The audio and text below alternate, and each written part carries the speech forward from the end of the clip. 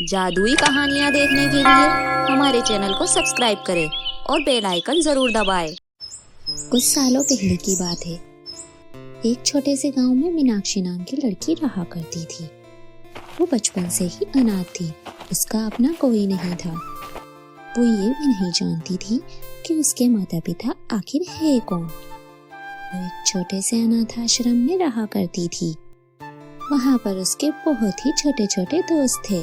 वो उनमें सबसे बड़ी थी। वो सब बच्चों को पढ़ाया करती थी।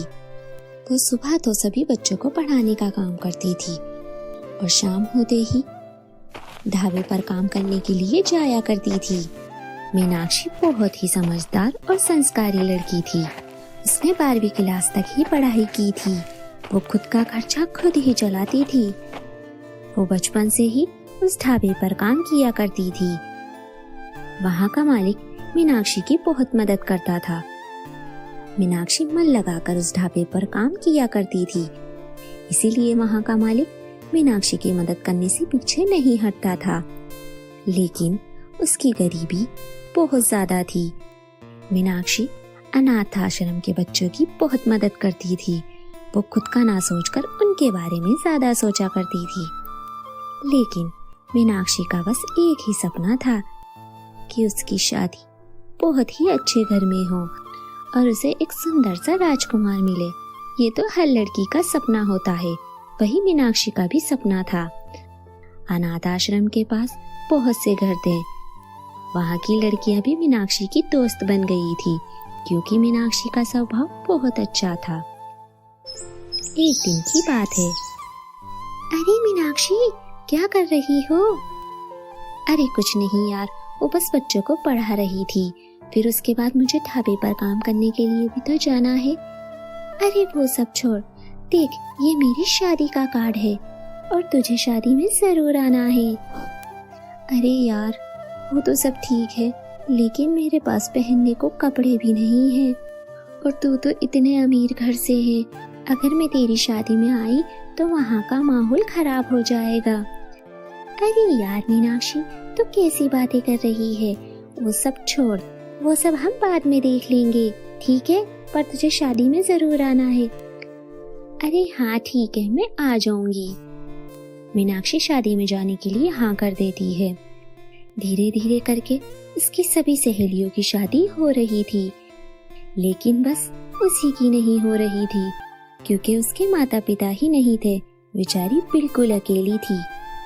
मीनाक्षी बाजार जाती है और एक बाजार से सस्ता कपड़ा खरीद कर लेकर आती है और उसी कपड़े के ऊपर वो सिलाई करने लगती है और वह एक अच्छा सा लहंगा तैयार कर लेती है और शादी में जाने के लिए बिल्कुल तैयार हो जाती है।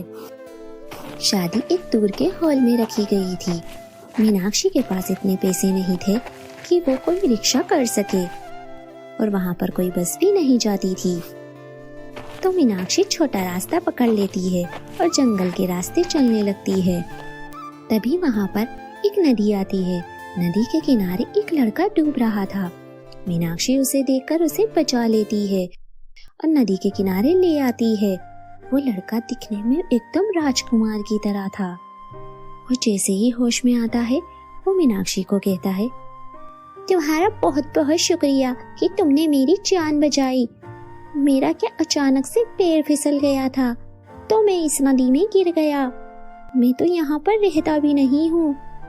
यवराज मीनाक्षी को सारी बात बताता है कि आखिर वो कहाँ से है।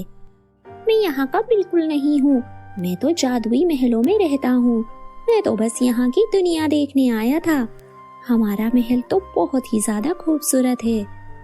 यवराज मीनाक्षी को सारी बातें बता रहा था, लेकिन यवराज को मीनाक्षी पसंद आने लगी थी। कुछ देर बाद यवराज मीनाक्षी का धन्यवाद करके वहाँ से चला जाता है और मीनाक्षी भी अपनी फ्रेंड की शादी अटेंड करके वापस अपने अनाथ आश्रम आ जाती है।